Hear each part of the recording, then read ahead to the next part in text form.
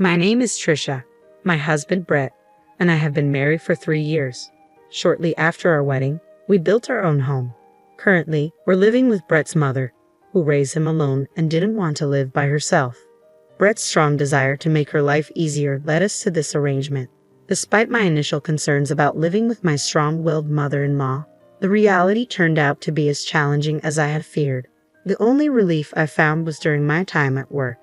It's my responsibility to do the grocery shopping after work and prepare dinner, as my mother-in-law rarely helps with housework.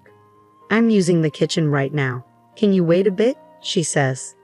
But I need to start making dinner soon. I'll be done in a little bit. Just wait for me. Okay, I understand. Why do we have only one kitchen when we live together? I asked. When we suggested a 2-family house, you refused, remember? Brett replied. Did I? I was probably trying to be considerate then. A 2-family house would have been more expensive, right?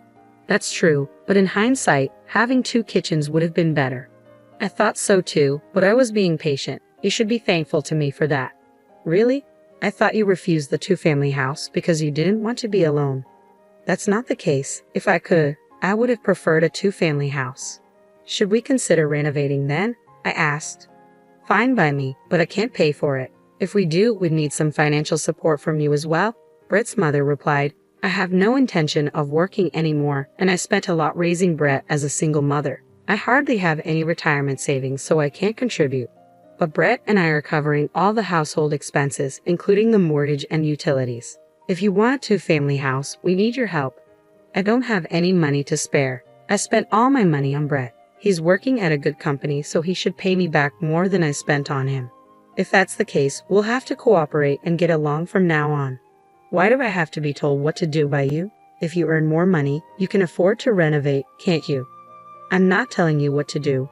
My salary isn't going to increase any further, so please don't count on me.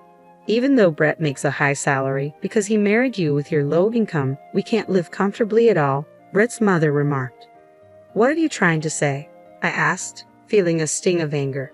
Sometimes I can't help but think it would have been nicer if Brett had married someone better. Is that so?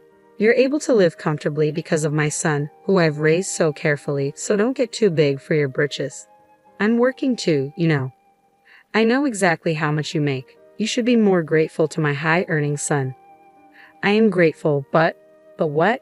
If you're living off the money my son earned, don't complain about this and that. I might be relying on him, but I do earn my own money as well. Enough, she snapped. Why are you so angry?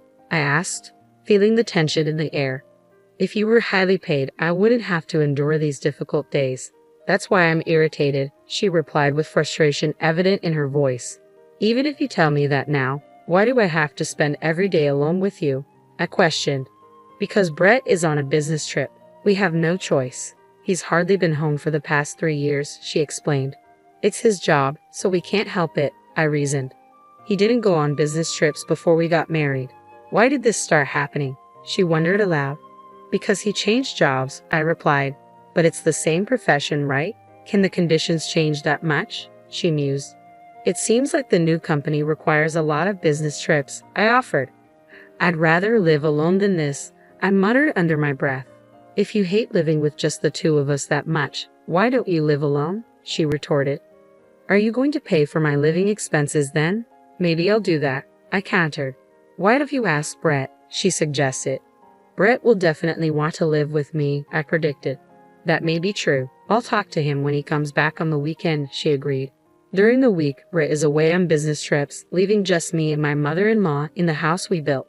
Despite my discontent, I tried my best to avoid conflict, but it seemed Trisha also disliked living with me. We decided to discuss it when Brett returned home. It became apparent that it wasn't working out with the 3 of us, so I spoke to Brett first. Your mom said she doesn't like living with just me, I informed him. What? Why? Brett questioned, puzzled. She doesn't like that you're not at home because of your business trips, I explained. Well, I can't help it. It's my job, Brett reasoned. Why is it my fault? I defended. If you got along with her, she wouldn't have said such things. I bet you're just giving her lip, aren't you? Brett speculated. No, that's not the case. I've been cooking meals and doing all the house chores properly, I countered.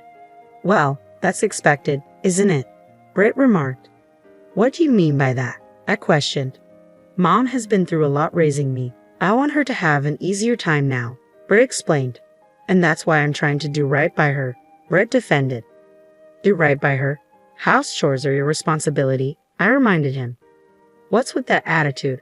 Please get along with Mom better, Britt urged. I'm doing my best, but if it's causing stress for both of us, maybe it would be better for her to live on her own, I suggested. What a waste of money that would be, Britt argued. Well, yes, but maybe we should have built a duplex then. We can't afford a renovation now, I reasoned. If you could just curb your spending habits a bit, that wouldn't be a problem, Britt suggested. Why is it always my fault? I retorted. You're receiving extra for business trips, so instead of wasting it on slot machines, why not put it towards our living expenses? We'll be able to afford a renovation then, Britt proposed. I don't want to do that. Slot machines are my only joy during those trips, I admitted. What are we supposed to do, being stressed out then? I lamented. All you need to do is put in more effort and we'll get along like a real family, Britt responded. That's easy for you to say, but it's not easy to build a real familial bond with your in-laws, you know, I countered. You can say that after you've put in the effort, Britt insisted. What's that supposed to mean? I questioned. I'll ask Mom to be a bit more patient with you, Britt offered. Patient? It sounds like you're saying it's all my fault. Man, this is such a hassle, I sighed. Your job is twofold, to get along with Mom and to take care of the house. I'm counting on you when I'm not home, Britt reminded me. It appears Britt had a conversation with my mother-in-law as she eventually abandoned the idea of me moving out.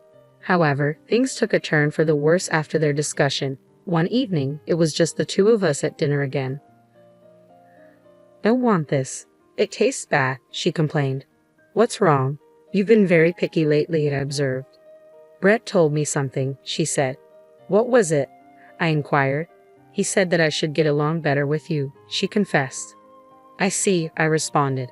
He told me that I should speak my mind and not hold back, she continued. Is that so? I mused, sensing there was more to her words. He said that if I lived as if you were my own daughter, my stress would disappear, so I decided to stop holding back. Even if I did want to eat something, I had been eating it anyway, but I decided to stop that too, my mother-in-law explained. So that's what it was, I muttered, trying to comprehend her sudden change in behavior. From that day forward, my mother-in-law became increasingly selfish, adding to my stress. Whenever I tried to discuss it with Britt, he would dismiss my concerns, insisting I wasn't trying hard enough and offering no assistance. I reached my breaking point. By the way, did you clean the bathroom yesterday? She asked.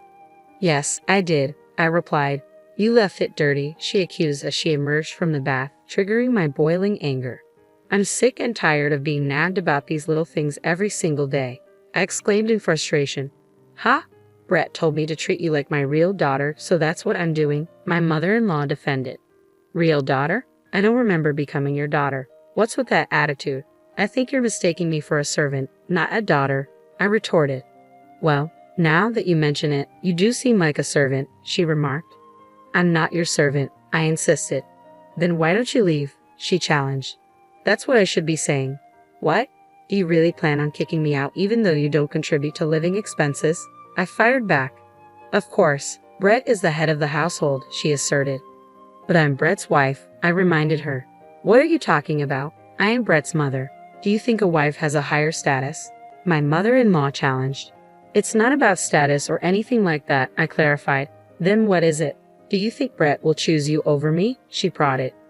I think Brett will choose you, mother-in-law, because he cherishes you so much, I reassured her. That's more like it. Are you really sure it's okay if I leave? She questioned. Why worry? It'll definitely be okay without you. I feel relieved, actually, I admitted.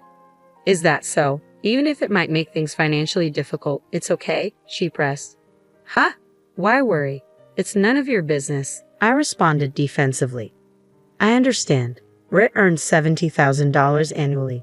We're comfortable, so stop undermining us, she insisted. I'm not undermining. I'm just worried, I confessed. There's no reason for you to worry. Stop belittling us. Get a divorce quickly, understood, my mother-in-law commanded. There seems to be no need to discuss this with Brett. I will pack my things and leave promptly, I responded calmly. Ah, Finally, the nuisance is gone, she remarked. Several days later, I departed without informing Brett. If I had consulted with Brett, who adores his mother, I would be the one to be blamed. As if to confirm it, there was no contact from Brett, who must have returned from his business trip, and I resolved to divorce. I arranged to meet Brett alone. Dude, I told you to get along with Mom. Why did you fight? Brett questioned. It seems you're only siding with your mother, making everything my fault, I replied. What? You want to say you were harassed by Mom? Let's not. There's no need to argue here. I've already decided to get a divorce, I declared firmly. Wait, are you intending to divorce me? Brett asked, surprised. Yes. Did you think we were going to divorce? I replied. Well, we're not on bad terms or anything, Brett reasoned. There's no way I can continue to live with a mother-in-law like that. And you, Brett, you're a mama's boy who has no intention of helping me, I accused. I'm not mama's boy, Brett protested. You're nothing but a mama's boy, I insisted. Is that so? Brett questioned, hurt by my words. Your mother is all about you, Brett. It's mutual love, so enjoy it, I remarked bitterly. Hey, you must be kidding me, Brett said, disbelief evident in his voice. Wishing you a lifetime of happiness, I said, my decision firm. We completed our divorce papers without any issue, and we were officially divorced. Since the house was mortgaged under Brett's name, it became his property. Then just a month after our divorce, I received a call from Brett. He said he had something important to discuss involving his mother, so I reluctantly agreed to meet them. Wait a minute. What's going on?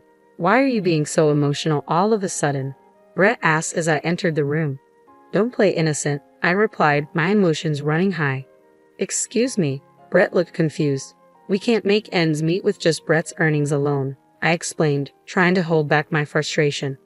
Well, of course you can't, Brett responded, seemingly puzzled. What do you mean? I asked, feeling a mix of confusion and irritation. We completed our divorce papers without any issue, and the house, under Brett's name, became his. Just a month after our divorce, I received a call from Brett. He said he wanted to discuss something important with me involving his mother, so I reluctantly agreed to meet them. Wait a minute, what's going on? Why are you being so emotional all of a sudden? I questioned as I entered the room. Don't play innocent, Brett responded, his tone tense. Excuse me, I replied, taken aback. We can't make ends meet with Brett's earnings alone, Brett explained, his frustration evident. Well, of course, you can't, I replied, trying to understand. What do you mean? I asked, sensing there was more to the statement. We used to pay for our living expenses with my earnings as well, and he's bringing home less than I thought, not even $70,000 a year, Brett revealed. It seems like you were mistaken, mother-in-law, I interjected. What do you mean? She asked, confused. The one making $70,000 a year is me, I confessed. What? Then how much does Brett make? She inquired, surprised. Brett used to earn around $50,000 a year before he changed jobs, but it dropped significantly after that, I explained. I didn't know that, she admitted. Well, it's not a surprise you didn't know. It's not something we would necessarily tell you, I replied. Even so, his take-home pay is way too low, she concluded, concern evident in her voice. That's because his salary is being deducted for his gambling debts, I confessed. What? My mother-in-law exclaimed, clearly shocked. That's why his take-home pay is significantly less, and I had to supplement the shortfall with my salary, I explained. Why didn't you tell me sooner? She questioned, her voice tinged with concern. No, I did tell you. I warned you that it would be financially tough, but then you told me it was none of my business, I reminded her. Well, I didn't say anything because I thought it would be bothersome to you, she admitted. He seems to be gambling every day on his business trips too, I added. Brett has a gambling addiction, you know, I revealed, the weight of the situation sinking in. We managed to pay this month's gas, water, electricity, and everything else, but I don't think we can pay them next month, Brett confessed. That sounds tough, I sympathized. It's hard, so come back, Brett pleaded. What are you talking about? I asked, taken aback. Marry him again and come back, Brett suggested. That's way too convenient for you, I replied, skeptical. If you come back, I promise I won't meddle or complain anymore. I apologize for everything in the past, please, Brett begged. That's impossible, I asserted, knowing deep down it wasn't the solution to our problems. At that point, Brett, who had been silent all along, spoke up. I didn't know anything about the money situation either. I thought we were making do with just my salary, Brett admitted. There's no way that was possible. I feel guilty for always siding with my mother. Can't we start over? I asked, hopeful. Being able to leave a gambling addict was a relief, so remarrying is absolutely out of the question, I added firmly. What's with that attitude? Brett questioned, hurt by my words. Moreover, I can't handle a mama's boy, I confessed, my frustration evident. Don't say such things, Brett pleaded, his voice tinged with disappointment. You two are in love, so why not work together and give it your all? You should be able to make it, my mother-in-law intervened, trying to reconcile us. I beg you, Brett added, his tone pleading. Are we done with this topic? If so, I'd like to leave soon. It's my day off and I have things to do, I stated, trying to end the conversation. Please come back home. If you don't, I'll be the one who has to work, Brett's mother pleaded. Please work hard and support Brett. I'm counting on you, Brett added, his tone desperate. Ignoring their pleas for reconciliation, I left. I had kept their contacts in case something happened, but I took this opportunity to block them and delete their contacts. I requested a transfer to a store near my parents' house and moved into an apartment close by. Brett's house was about a 2-hour drive away, and Brett disliked my father, so he probably wouldn't come to this area. Half a year later, I worked at the previous store near Brett's house for the first time in a while as part of a support team. I was curious and passed by their house only to find a surprising sight. The house was up for sale. They must have been unable to make the payments. Then, while I was at work, I saw my mother-in-law, and she noticed me and approached me. I finally found you, she said, her tone serious. What's going on? I asked, feeling a mixture of curiosity and apprehension. I thought we might meet if I waited here, my mother-in-law admitted when she saw me. To my surprise, she was working at the supermarket next to the cell phone shop where I worked. Are you working? I asked, noticing her uniform. You can tell by looking, she replied, a hint of sadness in her voice. So you're working here in hopes of seeing me? I questioned. That's right. I wanted to ask you to come back home as soon as I saw you, she confessed. Are you still saying that? I have no intention of returning, I stated firmly. Don't say that, she pleaded, her eyes pleading for understanding. We had to sell our house and can't live there anymore, she revealed, her voice heavy with regret. I see, I responded, feeling a pang of sympathy despite my resolve. We're somehow managing to live in a small apartment, just the two of us, my mother-in-law shared. Well, that's good. You're living happily with your beloved son, I replied, trying to sound positive. Don't mock me, and Brett has a part-time job. He often doesn't come home on his days off. We barely have any time to talk, she lamented. Is that so? Brett must be having a hard time, I sympathized. I didn't want to work anymore, but look at me now, she sighed. You're having a tough time too, but please continue to support Brett, I encouraged. I can't do it. Please, won't you consider reconciling? She pleaded. Stop being so persistent. I've told you it's impossible, I replied, my tone firm. Don't say that, please, she begged, her voice trembling. I have to get back to work. I don't have time to engage in pointless conversations, I stated, trying to end the discussion. It's not pointless for me, she whispered, her eyes filled with sadness. It's a pointless conversation. I wish you and Brett a long and happy life together, I declared, attempting to end the discussion. Wait a minute, my mother-in-law pleaded, desperation evident in her voice. Apparently, the two of them who sold the house are now living in a small apartment. As far as I know, they still have 2 years left to repay their gambling debt, so they'll probably live hand to mouth until then. I hope they can work together and overcome this. As for me, I'm doing my job every day with energy and enjoyment. Things have been going well for me since the divorce. Good things come in bunches, and I'm grateful to be dating a wonderful man right now. I want to be happy next time.